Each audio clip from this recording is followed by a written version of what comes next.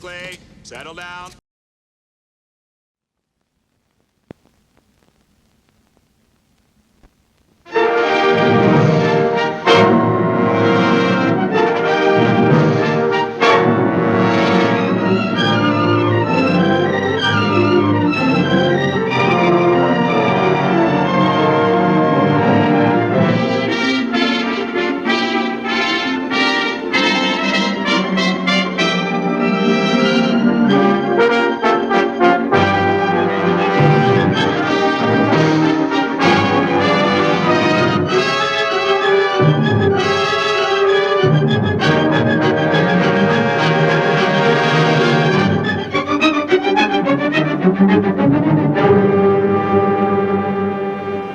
Almost 3 miles below this formation of American flying fortresses, there lies Marienburg in East Prussia.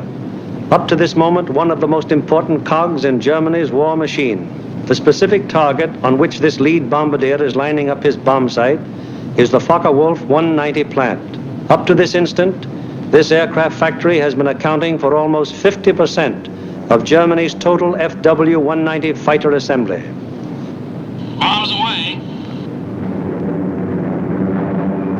Tons of bombs rain down in a tight pattern of destruction. This, remember, is no area attack. It is an assault on one single target, and any bomb that falls outside that target has failed to achieve its purpose. The assembly of fighters in this Focke-Wulf factory has come to a sudden and violent end. To many, the bombing of Germany probably seems to be little more than a series of capricious adventures, one attack unconnected in any way with the one that preceded it or the one that will follow it.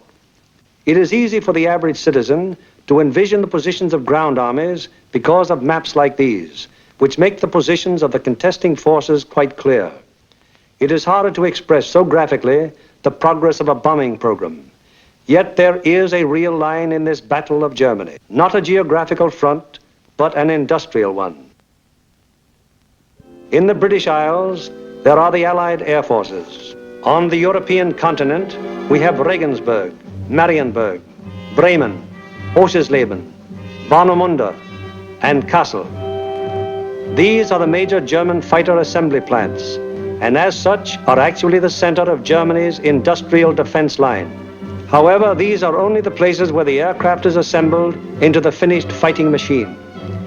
Component parts for German fighters are made at Anklam, the Weser-Flugzeugbau Works at Bremen, the great Hedderheim Propeller Works near Frankfurt, the aircraft tire factory at Hanover, the CAM ball bearing plant at Paris, and the ball bearing factories at Schweinfurt.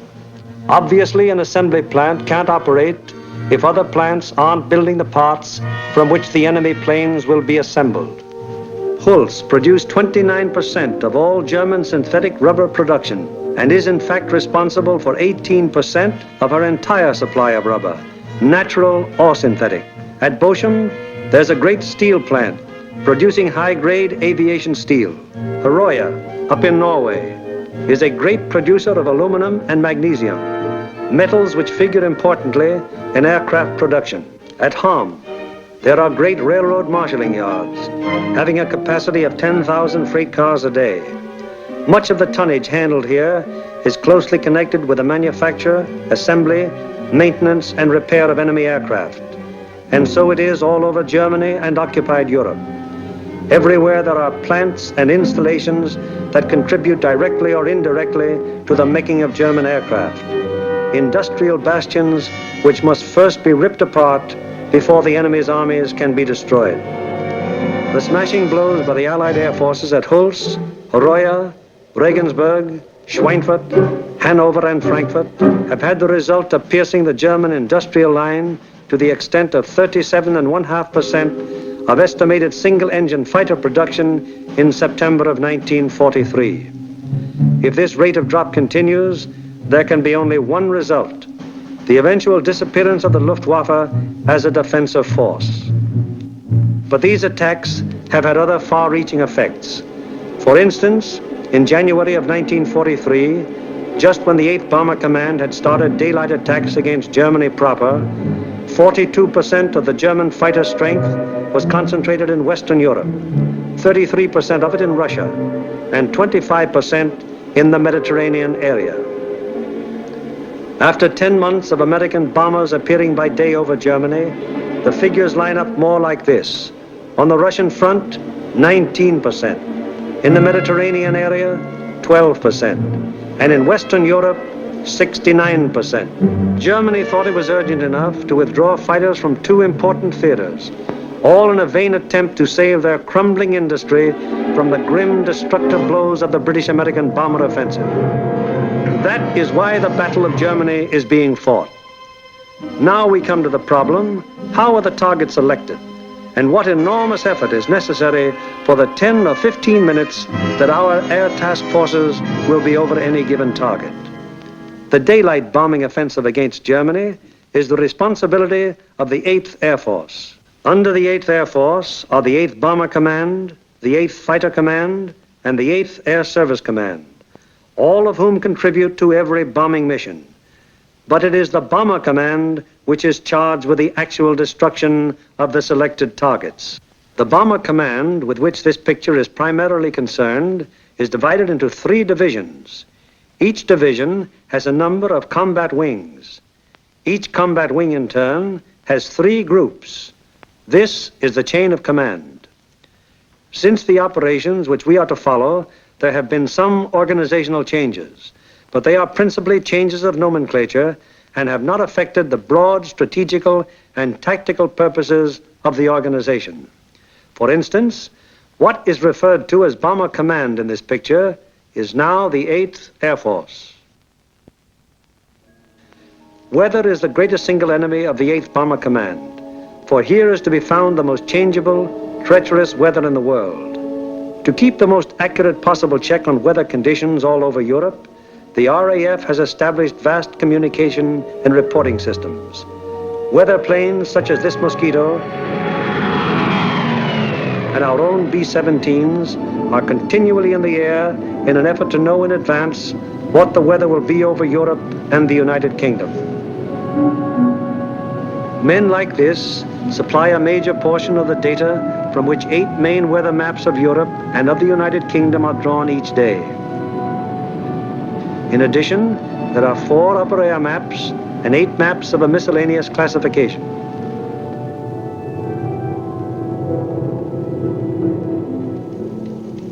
In this room, all weather information is collected, coordinated by the RAF, and sent out by teletype to every responsible command.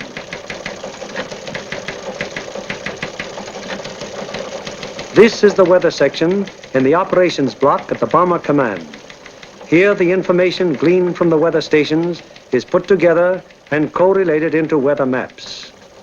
Accurate predictions must be made as to the direction and speed of the wind, downward and forward visibility, temperature, humidity, possible icing conditions, and probable atmospheric pressure at the bases, en route, and over the target.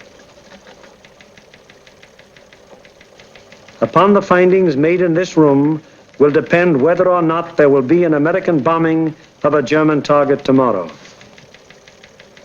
This is the operations room of the Bomber Command. Here is where the wheels are put in motion for any American bombing attack. Right now, the officers you see are waiting for the commanding general's morning conference. They are the A3, or operations officer, the operational intelligence officer, a weather officer, and other members of the staff.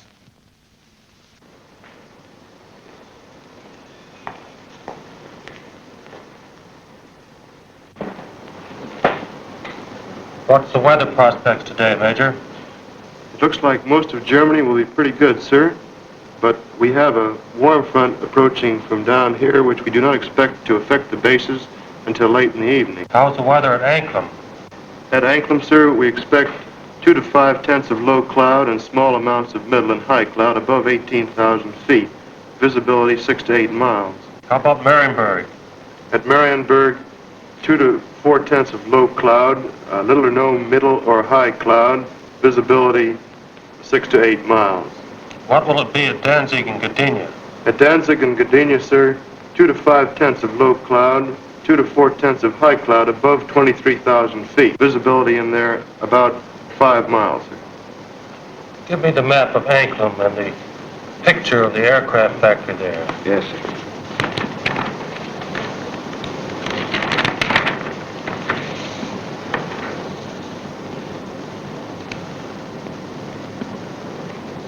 All right, Marienburg, the Focke-Wulf factory. Yes, sir.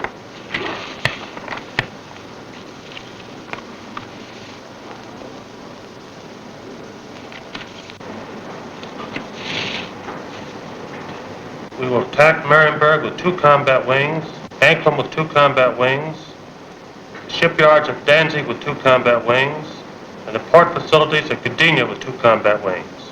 That will require a maximum effort.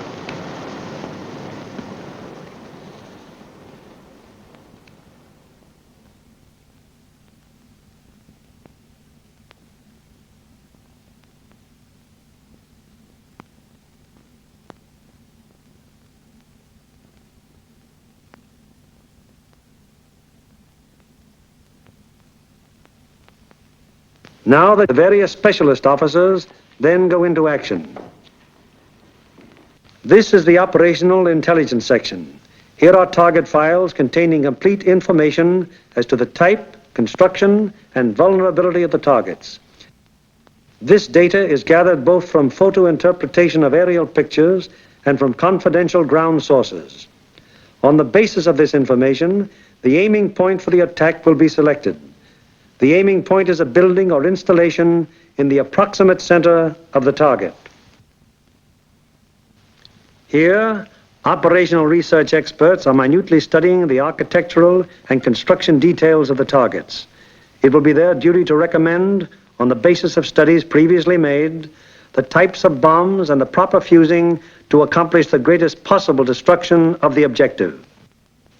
These studies of the Arado factory at Anklam are immensely important, since the nose and tail fuses of the bomb can be adjusted to give varying degrees of delay between the time of initial impact and the explosion. For example, an improperly fused bomb would react something like this. Result, very superficial damage that may hardly even cause delay in production. On the other hand, here's what happens when a properly fused bomb strikes the same factory. 2 bombs of exactly identical weight and explosive power have totally different effects because one was fused properly and the other was not. It is the responsibility of the operational research section to determine proper bomb fusing. Here, the commanding general and the operations officer are working out the overall planning of each of the missions with the staff bombardier, the staff navigator, and the flak officer. This is a complex business because of the multiple nature of the attack. We'll attack Anklam 1 hour before we attack the other targets. That should draw most of the German fighters on the Anklam force. The Anklam force is big enough to take care of itself. You mean along the same course, sir? No, send them a little south. They'll act as a better diversion. This would be the best place across the coast from the standpoint of pilotage. But, sir, the flak concentration at that point is quite heavy, the heaviest along the coast. We could rather move them a little further south, what the general suggests, and they would not run into flak difficulties at that point. How is that for the navigation viewpoint? That's a very good landfall, sir. All right, we'll cross at that point, and you adjust the flight times accordingly. Take care of it, Darrell. Yes.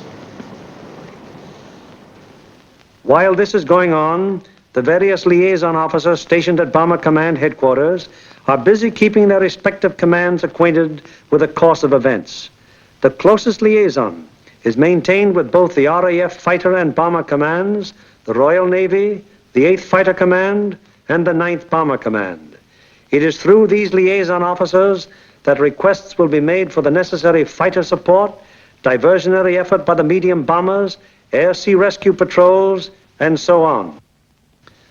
Officers at Fighter Command immediately look up plan number 2340 to find out what part the fighters are expected to play in the next day's operations. Similarly, the 9th Air Force is informed that Bomber Command intends to lay on plan number 2340. It will be the duty of the mediums to attack enemy airfields at a time that will cause maximum interference with German attempts to intercept the heavy bombers. Right now, weather officers are getting ready their forecast for the General's late afternoon conference, where final decisions will be made. Right in there as planned. Yeah, it should. Should be okay. Thanks. Good enough. In the bag. Does your morning's forecast still hold? Yes, sir. There's practically no change in the situation, and we still expect the base weather to hold up for return. Send out the field order exactly as planned. Yes, sir. Get me the 1st, 2nd, and 3rd divisions on a conference call, please. Already with your conference call. Go ahead, please. Can you scramble? Okay. Over. Okay, over. Over. Okay, there's a mission tomorrow. Maximum effort with 5 task forces. The 1st task force, comprising 6 groups of the 1st Division, will hit 3948. 3948. Secondary, 8731. 8731. Last resort, 9009. 9009. The 2nd task force, comprising 5 groups of the 3rd Division, will hit 6848. 6848. Secondary, 6424. 6424. Last resort, 5381. 5381. The 3rd task force will comprise 4 groups of the 2nd Division, which will hit 6424. 6424. Secondary, 5381. 5381. Last resort, any industrial target of importance in Germany. Okay. The 1st and 3rd Divisions will each dispatch 1 air... The field order now goes over the teletype to all interested units and command. The first step has been taken in the sequence of events that will finally result in bringing our planes over the targets and discharging their bomb loads.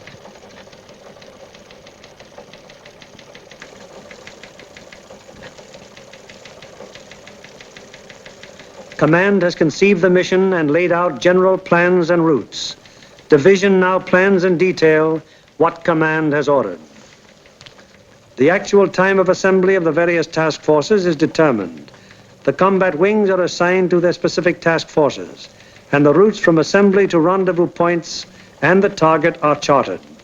Many considerations go into the selection of the routes. Here is the commanding general of the 1st Division, which you will remember has 2 targets for tomorrow, Anklam and Gdynia. Control point here at 0 hour. Another control point here for the northern unit, 0 plus 40 minutes. The other friendly... From that timing, where will that put our northern force at the time that our southern force hits the IP? The northern force should be about the east coast of Denmark at that time, sir. It looks like we're going to catch all the fighters on the southern force, aren't we? Looks very much that way, sir. I think we'd better bend that route around so it's headed towards Berlin.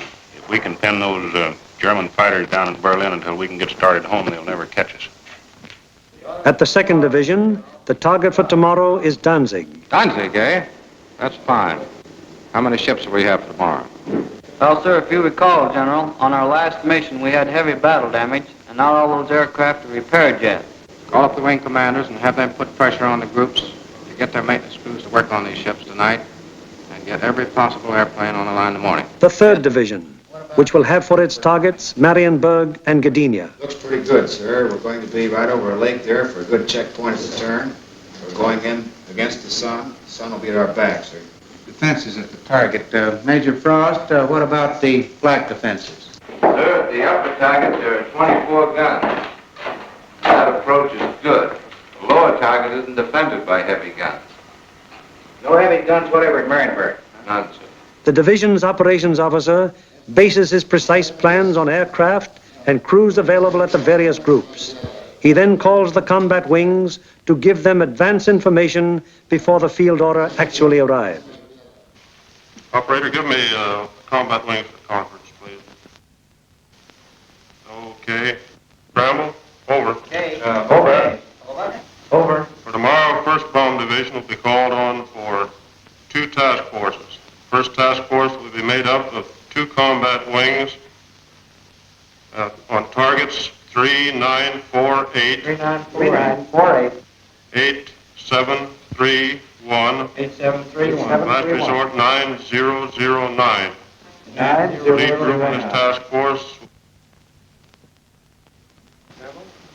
Okay, ready to scramble? Over. Okay. Over. There'll be a mission tomorrow, and I want 2 groups from each combat wing.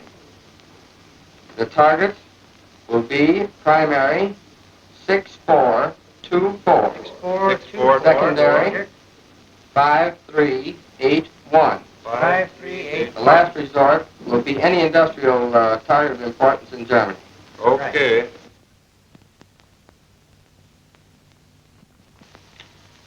There's an order coming through. The 3rd Division will furnish 8 groups. 1st and 2nd wings, comprising the 2nd Task Force, will hit 6848. 6848. Secondary 6424. 6424. Last resort 5381. 5381. Last resort. Bomb load. 500-pound GPs fused, 1/10 nose, 1/100 tail. 1/10 and 1/100. 1/100 tail. This is operations of the combat wing, a purely tactical unit having absolutely no administrative functions whatsoever. How do you intend to make it? Sir, we'll assemble over Molesworth. Problems of takeoff and assembly are the particular specialized function of this organization. It is the primary business of the combat wing to get the airplanes of its group into the air at the proper times and to get them assembled once in the air. Field order requires that we provide the 2nd Combat Wing and the 2nd Air Task Force. 89th Group will lead, 81st Group will be high, and the 63rd Group will be low. That means that Colonel Whitten will lead the combat wing on this mission? That'll be fine. The Bomber Command has asked for a maximum effort. That means every available plane is to be gotten into the air. Ramsey, this field order has called for 3,100 gallons for the H's due to the distance. Now, they've called for maximum bomb load. How about that for the weight? I think we'd better put 8 bombs in the H's and 12 in the D's. That keeps us around 65,000 pounds. How about the CG? CG is well forward, and I think it'll work out very well because we've been down low for a long period of time. All right, we'll have 8 in the H's and maximum in the D's. Most of the groups are going further than an American bomber has gone before. Combat wings must work out precisely the maximum bomb load in relation to the required gas load. Decisions made in this and other matters are added to the division's field order and passed on to the groups, the ultimate tactical unit, to the men who get the planes in the air and fly the mission. On the basis of the alert telephoned down to the group by the combat wing, the various agencies necessary to get the planes airborne on their mission wheel into action. Intelligence, operations, weather, signals, group navigators and bombardiers have the grave responsibility of passing on and making clear to the combat crews the vital target and route information furnished by Bomber Command and Bomb Division. The proper information folders, maps, weather maps and charts, and photographs have to be selected by the various group officers, and then the information therein passed on to the crews. In dispersal areas, ground crews are getting their planes in condition to fly the mission. The normal work of keeping an airplane fit for operation is enormous, even in peacetime. When you add to this already great job the element of battle damage, the problem becomes gigantic. Engines, wings, propellers, controls, wiring, fuel system, oxygen system, the 1,001 elements that go to make up the complex mechanics of a heavy bombardment plane all must be kept in perfect shape. The failure of any one of them on a mission can easily mean the loss of the plane and its personnel, or at best, such a failure will cause the plane to abort. That is, return to its base without having reached the target. It was originally estimated that about 37.5% of planes on hand would be effective at one time. However, the maintenance and repair has been so magnificently performed that sometimes up to 50% of planes on hand have been affected.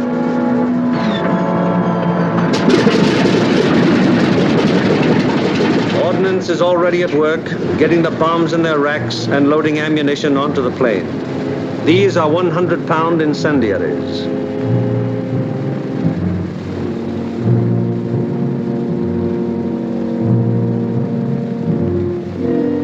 These are 500-pound general purpose bombs.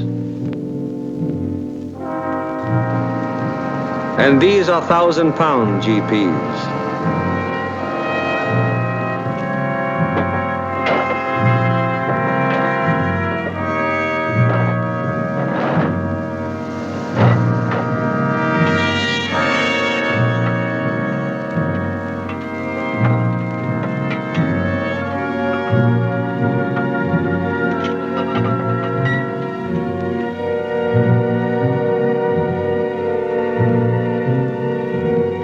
The bombs have to be placed in their racks very carefully. One bomb sticking in its rack through careless placement might make a whole mission useless so far as that individual plane goes.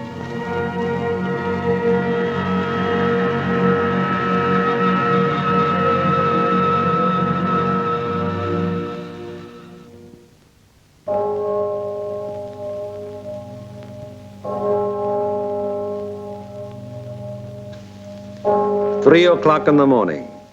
All over England at this exact moment, American air crews are being roused from their sleep. Okay, fellas, roll out. We have a mission this morning. Breaks in half an hour. Captain Kirk, Captain Thompson, Lieutenant Buska, Ackerson, Alloway, and Hawker scheduled to fly. Let's snap it up. 3 o'clock. This is a hell of a time to get a man out of bed. Said it, Doc.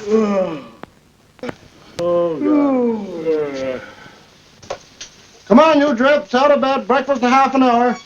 Come on, Nick, rise and shine. All right, you dodos, let's go. This is it. Okay, fellas, let's go. Come on, Swifty, get it out. Let's go. Go, you guys. Hit the deck. Breakfast at 4, briefing at 5. Let's go. That's fine, just when I had a 48-hour pass coming up. Can't you guys? You're running my beauty sleep. Through the cold of the English early morning, the combat crews go to their mess. They have no idea where they're going yet, but they know they'll be taking off in about 4 hours.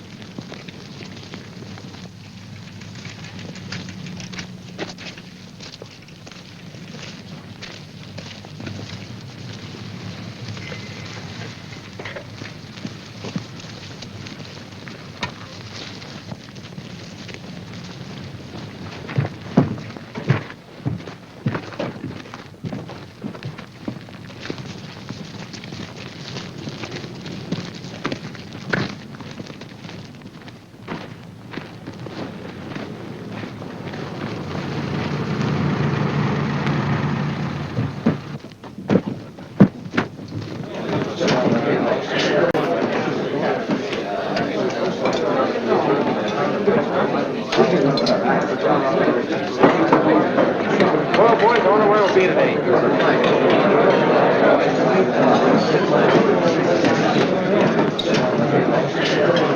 How do you figure those Jerrys will be today? What do you think, Dove? They'll be shooting at us. Sometimes I don't think those Jerrys got proper respect for us. Well, what do you expect, Buster, the way you shoot? Gee, look who's talking. You couldn't hit a cow in the flank with a bow feather. Yeah, well, how about those 2 Jerrys I slapped down over Swainford? I'll tell you what happened there. They heard that I was on a tail guns and they fainted from fright, that's all. And so it goes. The 4,000 men who will go on this mission all know it will be a rugged deal. For some of them, it's their first mission. Others are veterans of many. Happy to get through. Now, at all the groups in the Bomber Command, the air crews are assembling in the briefing rooms to learn the target for today. Okay, boys, let's go.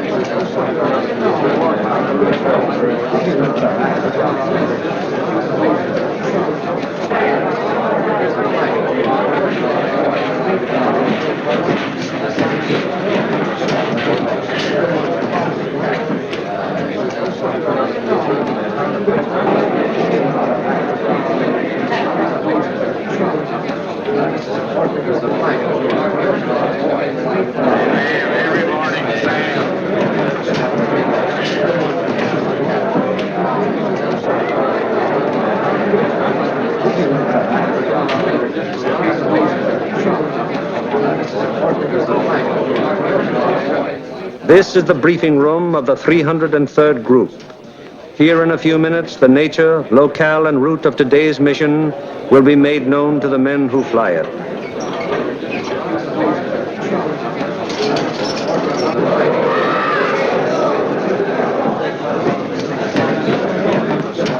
Target for today is Aircrew. Specifically, you are to destroy the Arado factory. This plant manufactures aircraft components, principally wing and tail assemblies for the Focke-Wulf 190. The parts are then shipped to New Brandenburg for assembly. I cannot stress upon you too much the importance of this target. If it is successfully destroyed, it will have a very serious effect on Germany's aircraft production. Lights, please. Your IP is on the northwest side of New Brandenburg. Your heading on your run-up will be 45 degrees true. Immediately after your turn, you have an aerodrome on your right, almost directly north of the town. You should be able to pick out Friedland, 6 miles to your right and halfway between your IP and the target. Along this route, you should be able to see the main line railroad and the main road. From Friedland, the main road moves in toward your run-up and goes into Anklam, but the railroad terminates at Friedland. Shortly after passing Friedland, you will see a peculiarly formed wooded area on the right of your course. From here, pick out the aerodrome slightly southwest of the city and the intersection of the main railroad and the Peene River just outside of the town to the north. Night target map.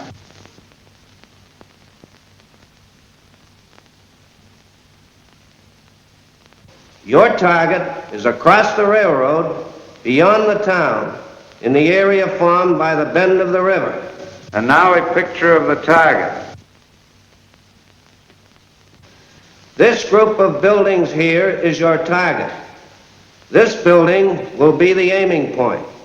If your bomb pattern is concentrated in this area, it should very effectively knock out the factory. Lights, please. At the 379th, the intelligent briefing continues. These groups will bomb from an altitude of 13,000 feet. We feel that this low altitude will be equalized by the element of surprise which is with us, and it should ensure a thorough and complete finding of the target. Another task force is hitting the FW-190 assembly plant at Marienburg. If the two missions are successful, 65% of Jerry's remaining FW-190 production and assembly facilities will be destroyed. At the 384th. Other forces are attacking submarine yards, aircraft assembly plants, and units of the German fleet at Danzig and Gdynia. If these attacks succeed, they will destroy 13.5% of Germany's remaining U-boat construction and will destroy or immobilize a large section of the German Navy. The overall result of all 4 attacks will be to show the Hun that his efforts to protect his key industries by moving them to the east will be unsuccessful. It'll show him that we will seek out his industry and destroy it wherever he places it. At the 351st, the intelligence briefing is completed. Your secondary target this morning is the air park at Takeoff. This contains a Focke-Wulf assembly plant, a bombardier school, and you'll love this. It's the country club of the German Air Force. Should you be unable to bomb either of those 2 targets, then in that case, you'll attempt to bomb the last resort target, which is the Heinkel assembly plant at Rostov. This is the only complete Heinkel unit in North Germany.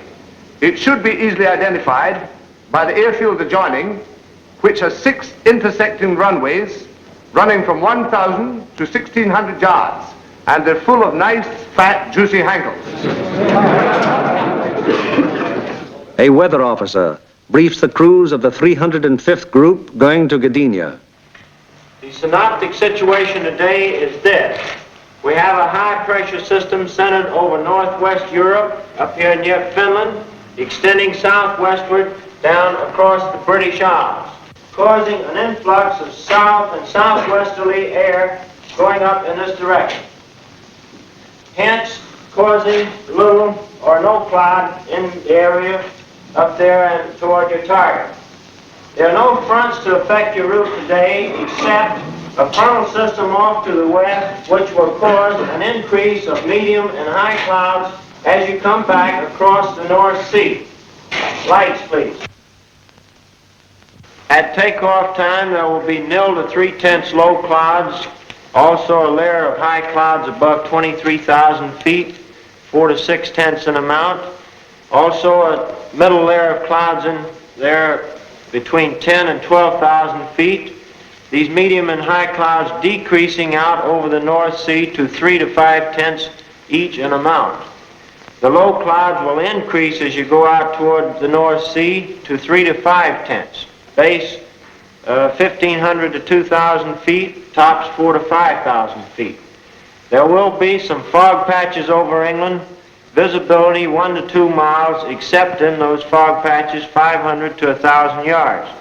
Visibility increasing rapidly out over the North Sea and the remainder of your route to 4 to 6 miles. The high clouds continuing 3 to 5/10, and also the middle clouds on toward the target, decreasing to 0 at the target. Low clouds continuing 3 to 5/10, decreasing to 2 to 4/10 at the target, base 2,000 feet, tops 5,000 feet. Visibility 4 to 6 miles. The temperature at bombing altitude minus 26 degrees centigrade. The freezing level on your route out 12,000 feet over the North Sea with light rime in the middle clouds. As you return back to base, that freezing level will lower to about 7,000 feet, continuing light rime in your middle clouds. Now on the return route, weather will be very similar to your route out, except your clouds increasing in amount as you proceed back across the North Sea. Base on return, visibility 4 to 6 miles. A flak officer briefs the 389th Group of the 2nd Division going to Danzig. Gentlemen, this morning, because we are going to cross the Danish coast at such a relatively low altitude, we've planned the route so as to avoid as much flak as possible. At any rate, any flak that you do encounter will be merely a deterrent in nature. However, you can expect heavy flak batteries at a place where we make landfall here at Namindagab, about a mile south of course. Also, there are known to be other heavy batteries 8 miles south of course there on the coast at Hen. Other batteries are known to be located here at Corsor, 20 miles south of course, on the island of Skellum. From then on aim the target, you will have very little flak. Now, while you're crossing the coast and when you're over aerodromes and cities in Denmark, you are advised to take evasive action. Now then, when you get to the target itself, your anti-aircraft fire from the ground will be known to be supported by fire from naval units. Now, for those of you who have never been fired on by a naval unit, I want to add that naval units can put up a hell of an intense barrage, and you want to look out for it. An operations officer briefs the crews of the 94th Group of the 3rd Division. This group is leading a formation to Mariensburg today. The 880th will be high group and the 764th will be low group. Bomb load of each ship will be 3 1,000 pounders, used 1/10 nose and 1/100th tail. Get that, bombardiers. You'll also carry 5 M47A incendiaries. You'll have full Tokyos, 1,000 gallons extra. Takeoff will be normal, assembly 1,000 feet over the field. After takeoff and assembly, proceed up this line to this point. This will be your combat wing assembly line. You'll leave the coast at this point here, that's Splasher 15. Let's not have any stooging around over England, it's a long haul. The 57th Combat Wing will follow us today at a 3-mile interval. Now to the 95th Group. B-26s will be hitting the Lille area and the lowland at approximately 0 hour minus 40 minutes. One group of P-47s will strike the Warden area and join us for escort on the way out, joining us at approximately this point here. All other forces are using approximately the same route today, Just one point, and that's that the Anklem force will probably pass us coming out as we're on our way in. You should see plenty of air activity. Let's hope that most of it is ours. The climb will commence at the English coast, climbing at 150 miles an hour, 100 feet per minute. We should reach bombing altitude approximately at the Danish coast, and under no circumstances should the Danish coast be crossed at less than 12,000 feet. We will drain Tokyo's as soon as possible. We should have plenty of gas. We figure approximately 400 gallons overload. At the 100th, the operations briefing is completed. Fly loose formation today with groups echelon to the right until a point 75 miles from the enemy coast, where a normal combat wing formation will be assumed. For visibility, everybody use Aldous lamp. The Royal Navy will be out patrolling the sea routes, so any crews that have to ditch will probably be rescued very quickly. The Commanding General of Bomber Command asked us to put out a special effort today, so let's give it to him. The commanding officer of the group invariably has a few words to say. Men, the going's going to be rough. You're going to have to bow your necks in there and stay in there and pitch every minute. Now, gentlemen, this is the type of target you don't want to have to go back after the second time. If you fly a good, tight formation, get a good, dense pattern on that target, we won't have to. This Anklem crowd down here may pull most of the fighters off of us. However, that's just a guess. So particularly for you gunners, you've got to be on the ball from the Danish coast onto the target. Flak will be heavy, probably accurate, but you've been through worse before. Remember that your biggest enemy is still the single-engine fighter plane. Now, you bombardiers, take your time in going in on your releases. And don't allow the flak to worry you. It's merely to break up your formation. Now, if you get in any trouble up in this area, remember you can always board a Sweden. Get on, it's a neutral country. And it's close over there. Could be rough. Don't think it'll be too bad. And whether it's easy or rough, I'll be sitting out in front, taking the whole works in. The main briefing over, the pilots, navigators, bombardiers, radio operators, gunners receive separate specialized briefings. These briefings are very technical and very thorough, and are held so that every member of the combat crew will understand exactly what he can expect and what is expected of him. Any lack of thoroughness here might very well result in the failure of a mission. As dawn breaks over the English countryside, it finds the ground crews still working grimly in an effort to get every plane in the air that is scheduled to be dispatched.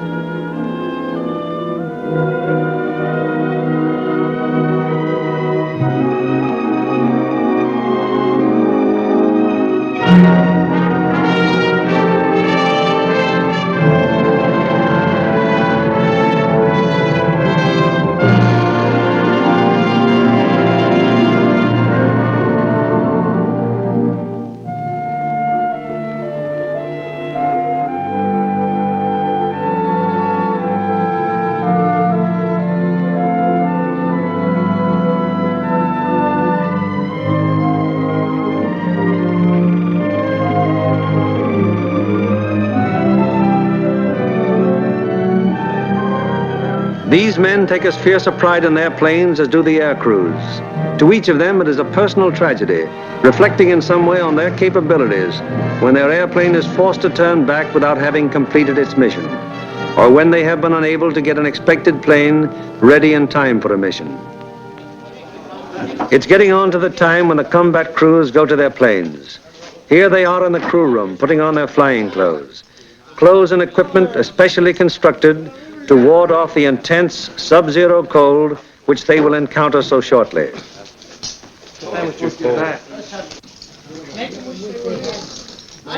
All air crew members receive escape kits containing equipment that will help them get back to safety if they are forced down in Germany or in occupied territory. The pilots, co-pilots, navigators and bombardiers are also issued battle folders containing the maps which will be of such vital importance to them in the prosecution of the mission. The men turn in all personal papers and valuables. which might serve to give the enemy information in case of capture. Some of the crew members turn to their chaplain, whose ministrations are always available to the men of the bomber bases.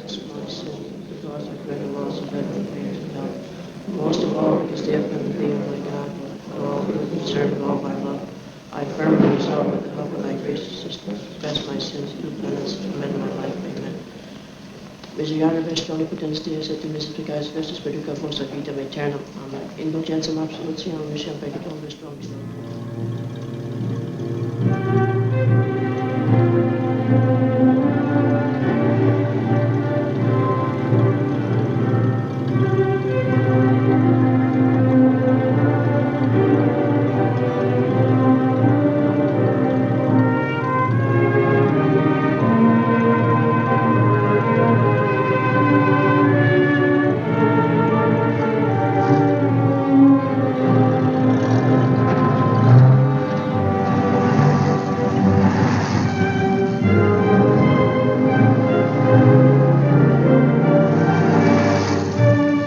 So changeable is the weather in the European theater that sometimes widely varying conditions will be found on fields only a few miles from each other.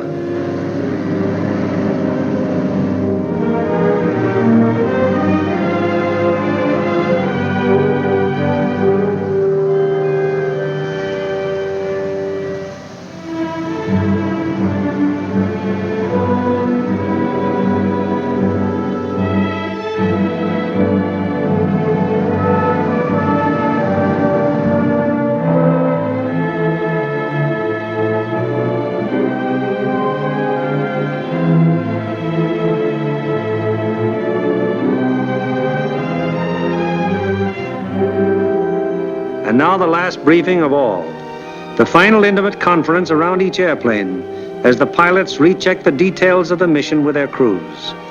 Crew members have ceased to exist as individuals. They are now 10-man teams, and on the excellence of their teamwork will depend the success of the operation.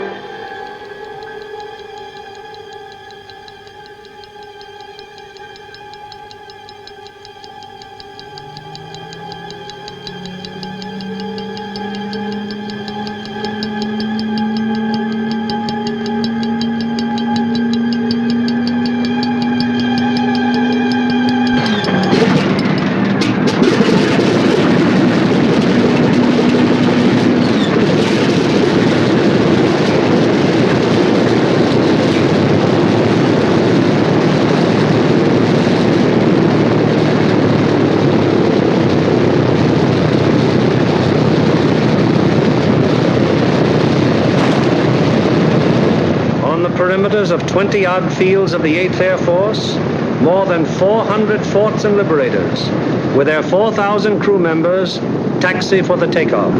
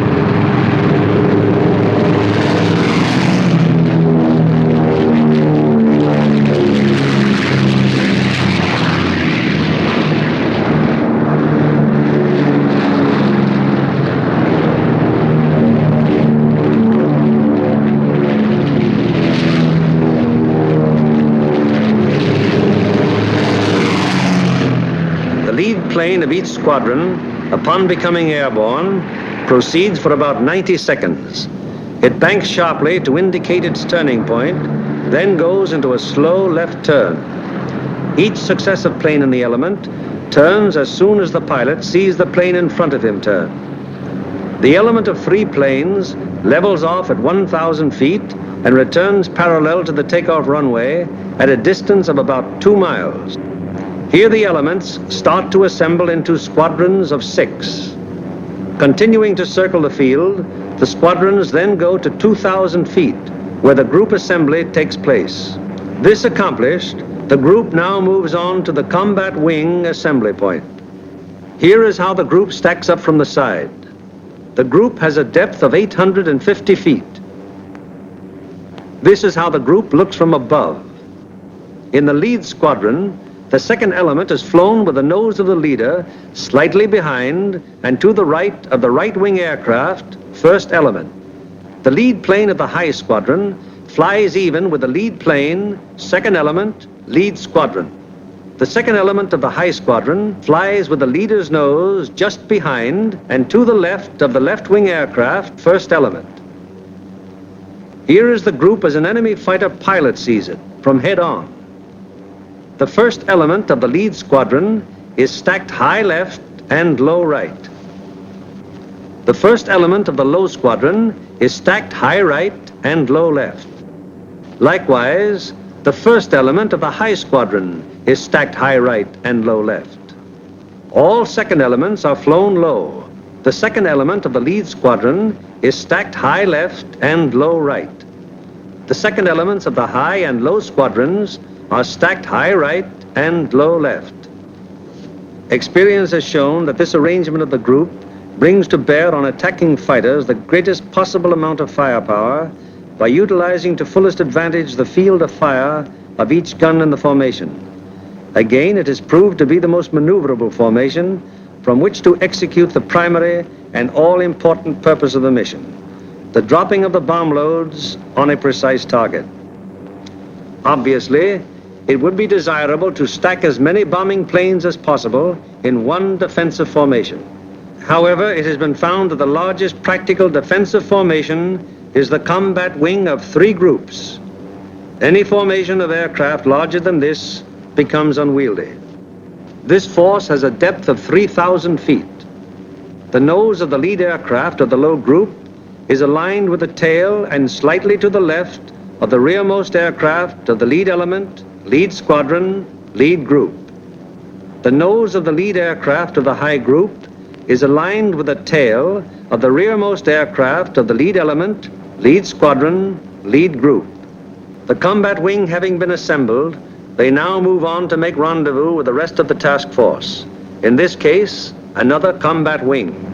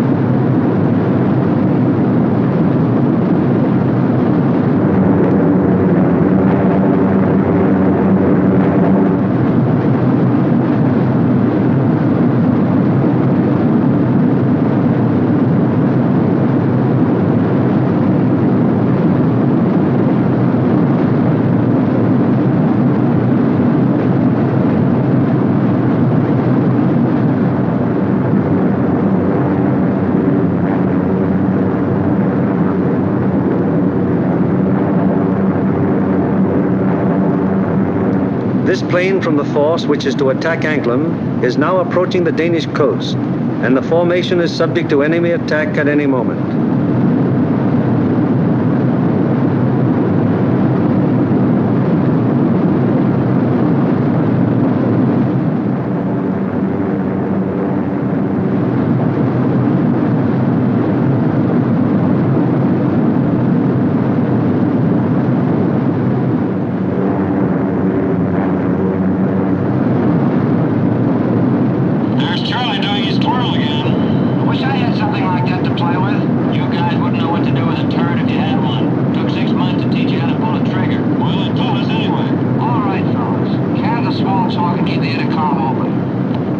It is now 10:30 hours, and Denmark has been penetrated to some distance without any great opposition as yet.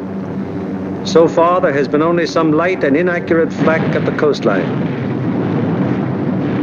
Some flank guns have opened up on us.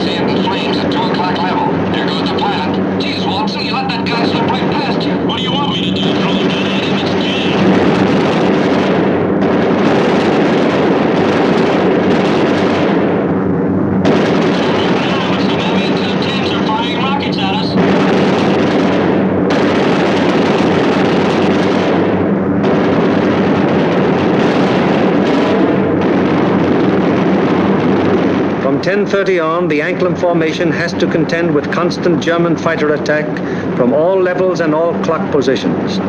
During this time, the gunners aboard the fortresses knock down fighter after fighter.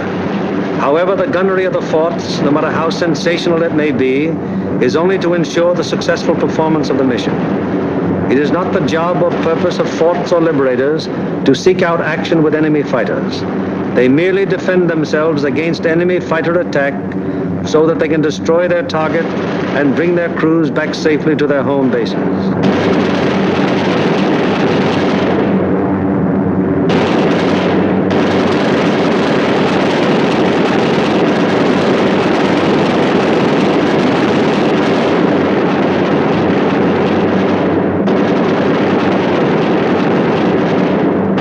An anxious moment comes now for the lead navigator and bombardier. The formation is approaching the initial point. That is the point where the wing will turn off and make its bombing run on the target. Upon proper navigation to this point may rest the success of the entire mission. Pilot to left, waist gunner. We're over the IP. Release flares. Waist gunner to pilot. Roger. Once the combat wing has reached the IP, it breaks up into 3 component groups, for the wing formation is too unwieldy for a unit bombing operation. As the IP is reached and the lead airplane of the lead group is about to make the turn, it fires 2 red flares, spaced 5 seconds apart. Then the group makes its turn onto the run-up. The low group goes on straight ahead for 20 seconds, then makes its turn. The high group proceeds for 20 seconds beyond the low group's turn, then it turns on to the run-up. The most critical defensive period in the mission has begun. The wing, to accomplish most efficiently its primary purpose, the bombing of the target, has sacrificed its mutual defensive firepower, and the groups are thrown on their own. Now the crucial moment is almost here. The moment around which the entire mission revolves.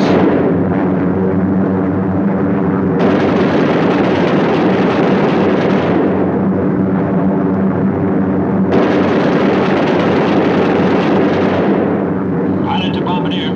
Your ship. Bombardier to pilot. Roger. Bombardier to crew. Bombay doors open. Pilot to radio operator. Camera on.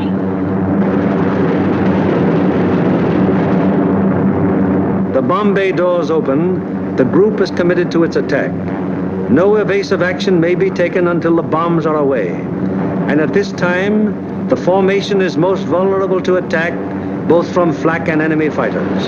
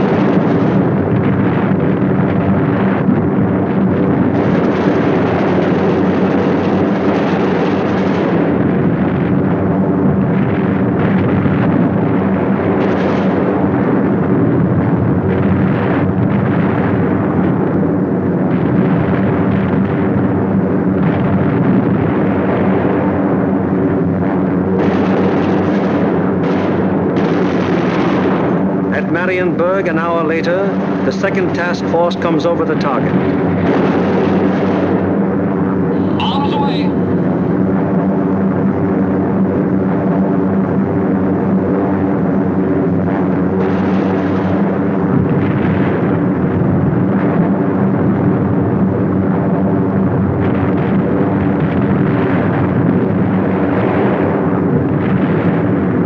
The third task force comes over its target at Danzig. Bombs away.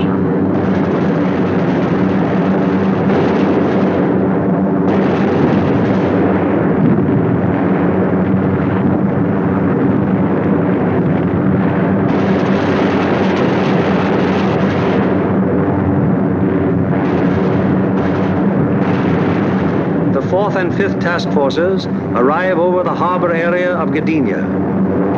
Bombs away.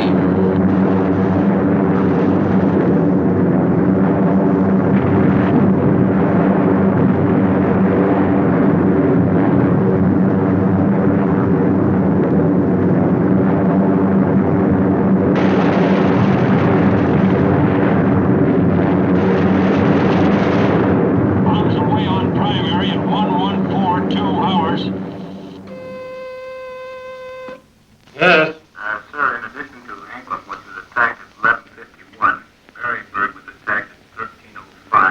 It is standard procedure for the group leader to inform Bomber Command the moment the target has been attacked. Bomber Command, in turn, promptly informs the commanding general of the 8th Air Force. John Laker, I have the additional information.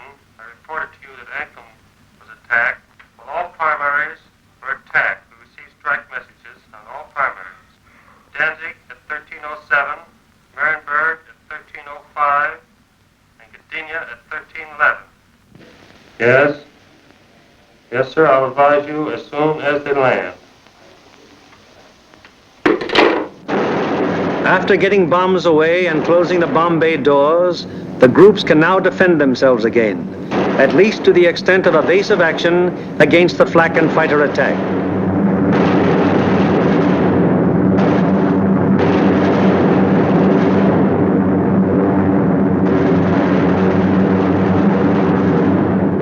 The lead group flies a straight course for 15 seconds before turning off to the rally point.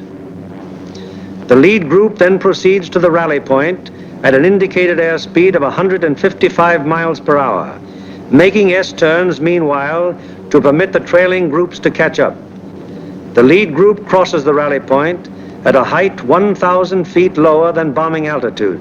The succeeding groups will close with the lead group as quickly as possible to regain the defensive combat wing formation. The following groups need not necessarily pass exactly over the rally point in regaining wing formation. In the meanwhile, the Marauders take off to fulfill their part in the day's operation.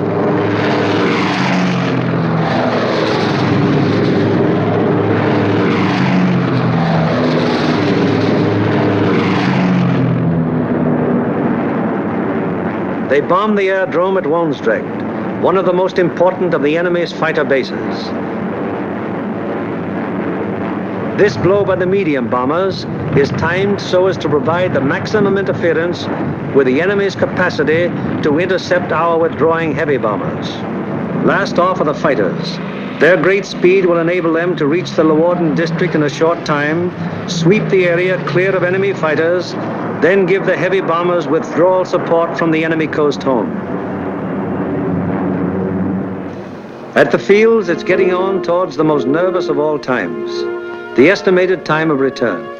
Everyone who stays behind sweats out this period at the end of each mission.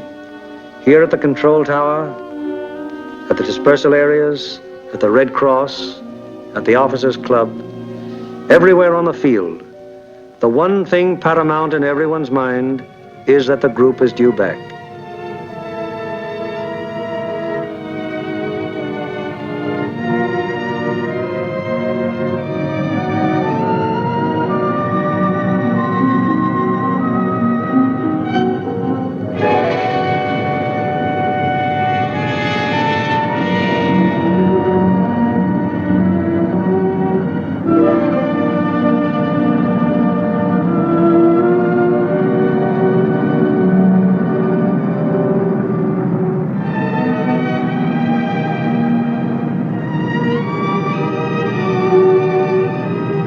Went out to attack the target.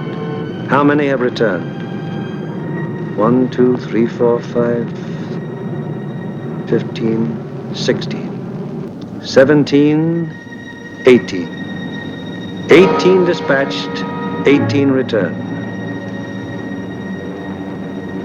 23 dispatched,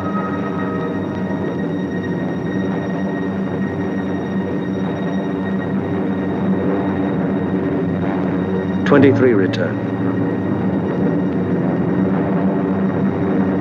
However, there are other groups which weren't so fortunate. 18 dispatched, 17 returned. 20 dispatched, 19 returned. 20 dispatched, 14 returned. 19 dispatched, 18 returned. 20 dispatched, 10 returned. 18 dispatched, 8 returned.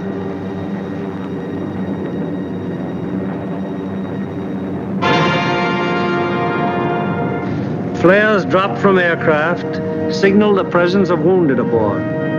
These airplanes are given priority in landing.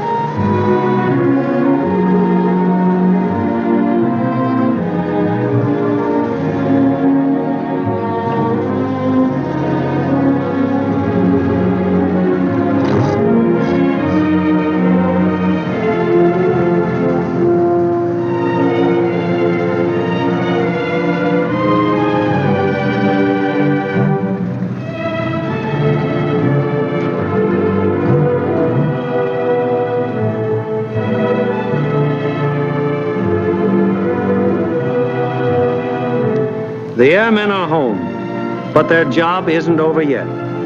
Before they can go to their billets for a well-earned rest, they must first undergo one of the most important phases of any mission, interrogation.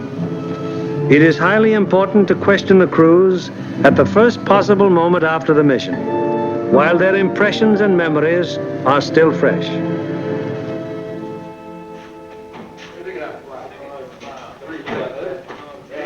Crews who have anything of immediate importance to report go at once to the hot newsroom. Hello, boys. How are you? Well, kind of long, but not too tough. Best bombing job we've ever done. Good, good. Somebody in trouble? Yeah, we saw a 1B-17 go down there just before we made landfall. Where was that?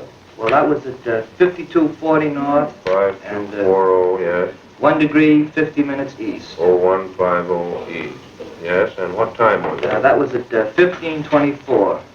And was that a G-fix? That was a G-fix, yes. And we had the radio operator get on the MFDF section. He sent in the coordinates of the fix. Good. And I had my radio operator turn on his IFF to emergency when we saw it go down. Okay. And what happened? Well, the ship went down, apparently under control, and saw it hit the water. Yes, I was looking through the glasses, and I saw 2 dinghies come out, and 10 men, apparently all okay, Major. Good. And what altitude were you? We were at 5,000 feet at the time. Okay, anything else? No. Settle up for a cup of coffee. It's waiting for you, boys. Okay. Thank you.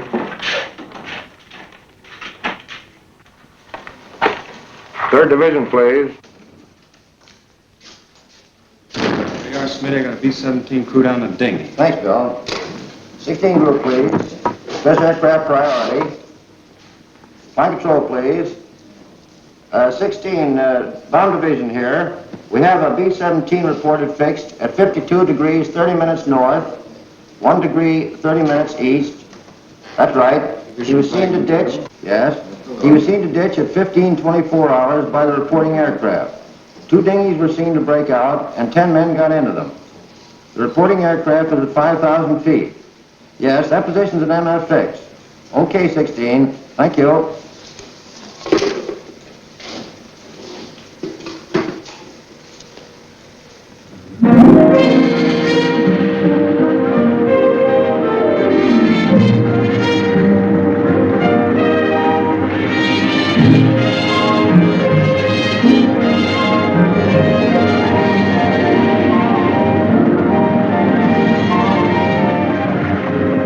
In one way or another, scores of our crews are saved by air-sea rescue from the English Channel and the North Sea and returned to combat service.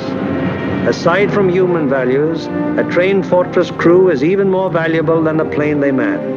And the work of the air-sea rescue unit has been of enormous value to the 8th Air Force. The hungry crews are fed enough to hold them until they can be interrogated and get to their regular chow.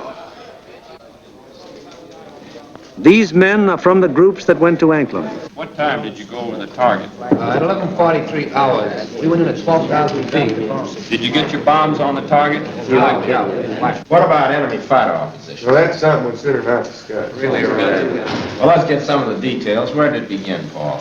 Well, they first jumped us at 10:30 there just off the Danish coast. And how long did the attack continue? They stayed with us to the target and until 13:27. Then at 13:45 we had another group attack and stayed until 14:05. We had a couple more attacks, and the last one was at 15:26 just off the Danish coast coming out. And about how many enemy fighters did you see? Well, I don't know how many of them might have been repeated, but I saw 60 or 70 myself. I couldn't keep track of them, sir, but I counted about 65. I stopped trying to count when I got to 50, sir.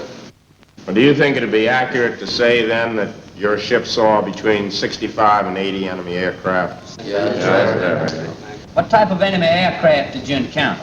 Well, from what I could see from the tail, they threw the book at us. FW-190s, ME-109s, 110s, 210s, Dorniers, even JU-87s and 88s. I saw a couple of Focke-Wulf 189s, at least 2 Hankel 111s. What positions did they attack from? Oh, they came from all over the place. Fighters are pressing home their attacks from 300 to 400 yards. Would you characterize these attacks as determined? Determined? I'd rather you can say that again. No, I think those guys are really trying to shoot us down. I wouldn't be surprised. How would you describe the enemy fighter tactics? Well, I describe them as murder. Yes, they usually attacked in formation to queue up about 300 or 400 yards away, 12, 13 single-engine fighters come barreling right through the formation. How'd the twin-engine fighters react? They stayed out to the side and above, just out of the range of our guns, and shot cannons and rockets at us. Then they'd queue up and press home a regular fighter attack. What caliber would you say the cannons were? My guess would be 37 millimeters. What do you think, Adam? What about the rockets? We shot a lot of them. I didn't actually see any hit our formation, but they weren't doing us any good. I saw one of them blow a wing off the 17 below and ahead of us. They started to spin in. Any shoots? No, sir, I didn't see any. Where was this? Over the target, right after we talked about bombs. Fellas, notice any distinctive markings on the enemy aircraft? Yeah. Oh, quite a few. There are a number of FW-190s, mostly yellow noses, some white noses. No red noses. No, I didn't see them. Boy, those yellow-nosed boys really come in close, don't they? Did you see that one come right on our left wing? Yeah, I saw a 109 with black and white diagonal markings under the wings. Black and white. I had white noses. All right. Yeah. Getting back to those rockets, I believe that Jerry can reload his rocket guns from inside the ship. I think you can. That'd be my guess, too. I saw at least 9 bursts from rocket guns on one ME-210. 9 bursts. All right. Talking about 210s, there was one that came in and shot a cluster. It looked like clay pigeons to me. Say, those things look like baseballs to me. Can you describe that more fully? How did they react?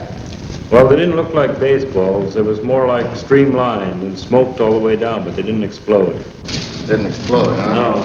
What about planes? I knocked down 2. They were making attacks about 5 o'clock level.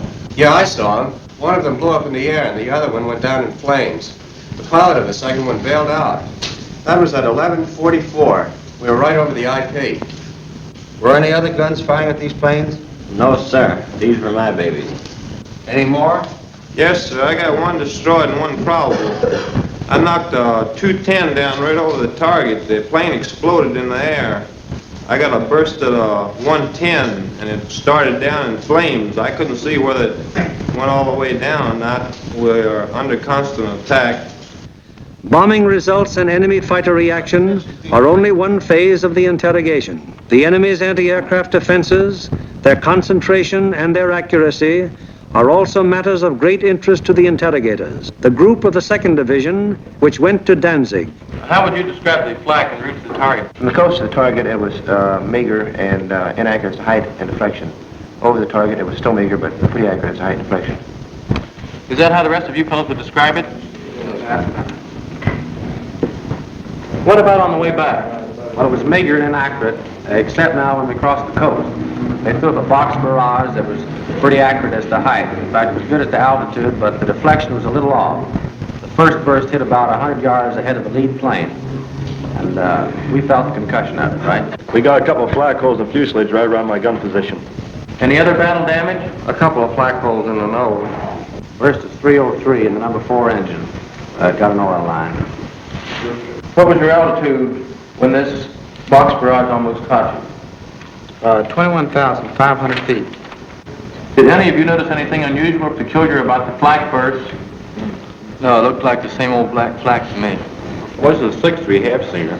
Also valuable to the interrogator is any intelligence that might be picked up by the crews en route to or from the target.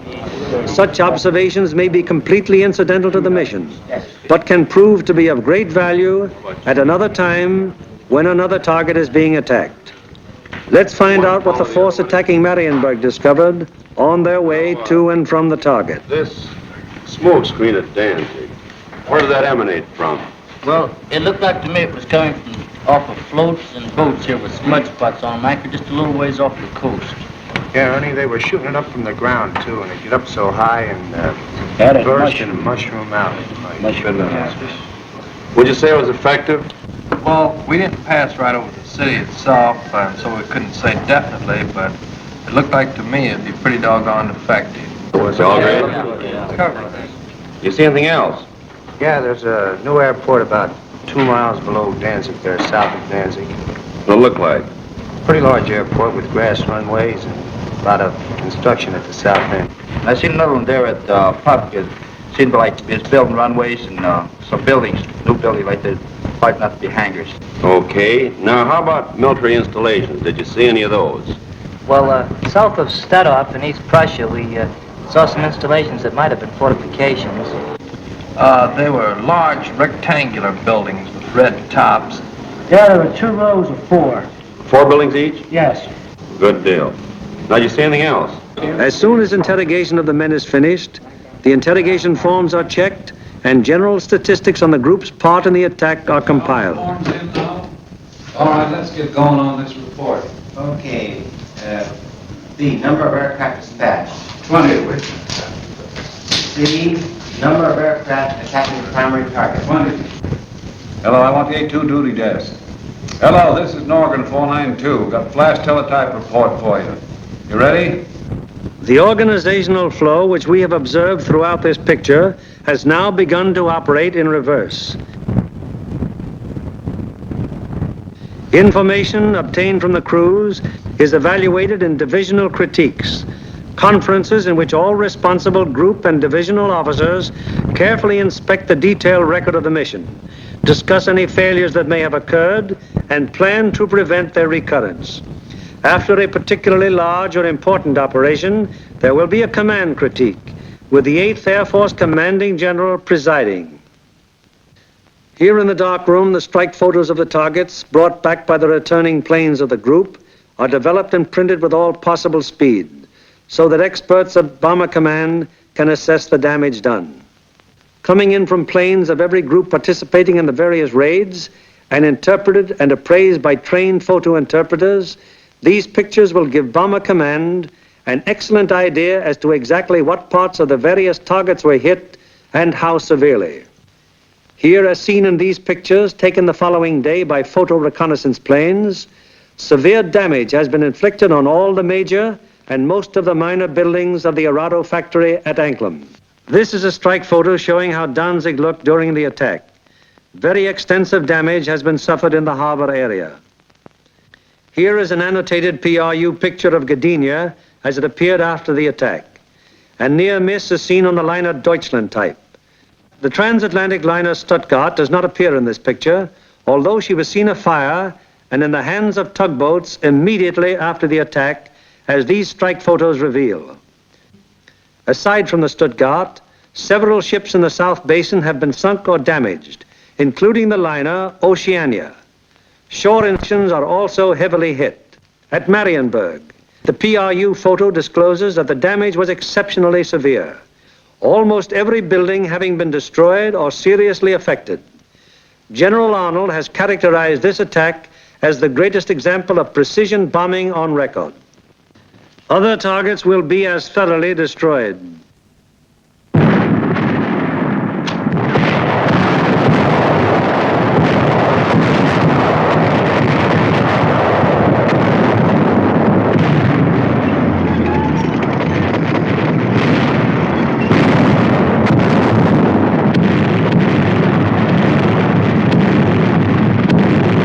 Today, while the invasion armies are pressing the Battle of Europe, the Battle of Germany continues. Day by day, whenever weather permits, heavy bombers roar out over the heads of the advancing ground forces, blasting away systematically at vital industrial installations hundreds of miles to the rear of the enemy lines. Now, in contrast to earlier days of strategic bombing, when forts and liberators fought their way alone, fleets of long-range fighters, Mustangs, Thunderbolts, Lightnings, convoy the big bombers all the way to their targets, targets which may be anywhere in German-occupied Europe. The flood of supplies, so necessary to the survival of an army or a nation, synthetic rubber, steel, food, fuel, textiles, this flood is gradually being reduced to a trickle. And finally, even this thin, inadequate stream will die away. Then the German armies in the field and the German workers on the home front will have no food for their stomachs, no clothing for their bodies, no metals for their machines, and no fuel with which to run them. Then the Battle of Germany will be won, and with it, the Battle of Europe.